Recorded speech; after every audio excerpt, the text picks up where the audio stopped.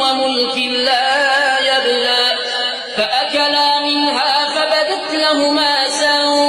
سوءتهما وطفقا يخصفان عليهما من ورق الجنة وعصى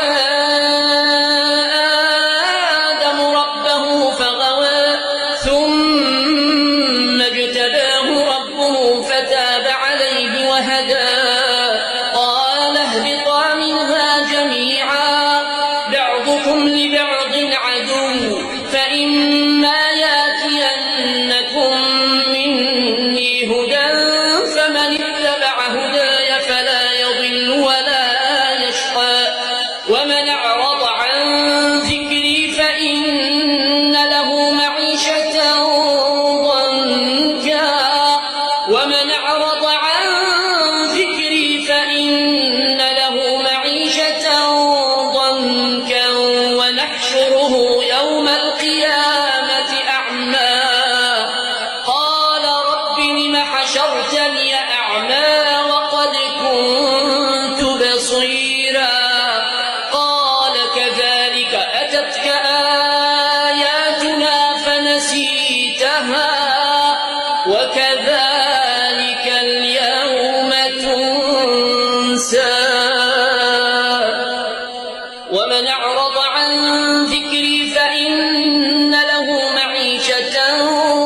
ضنكا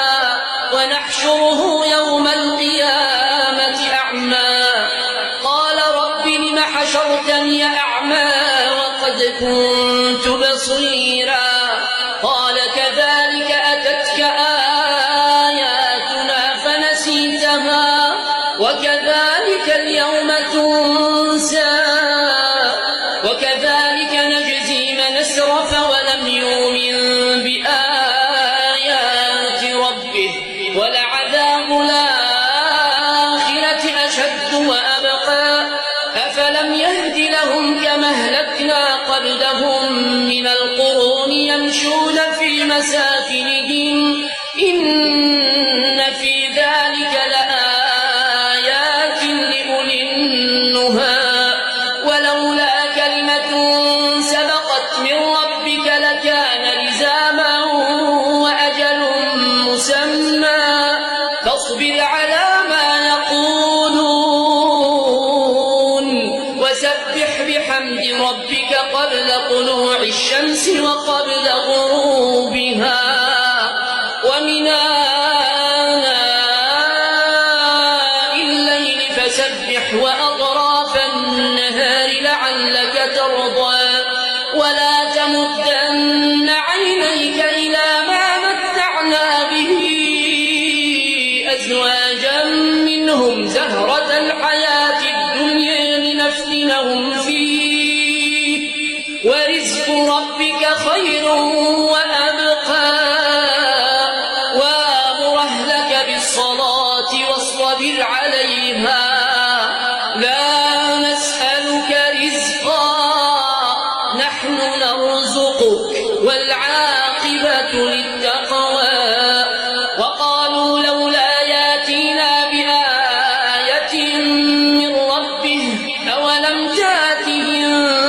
بينة ما في الصحف الأولى ولو أنا أهلكناهم بعذاب من قبله لقالوا ربنا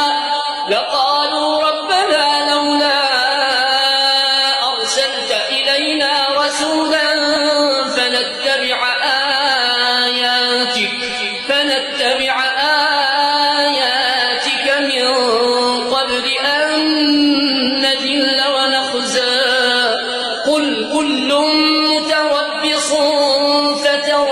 فتربصوا فستعلمون من أصحاب الصراط السوي ومن اهتدى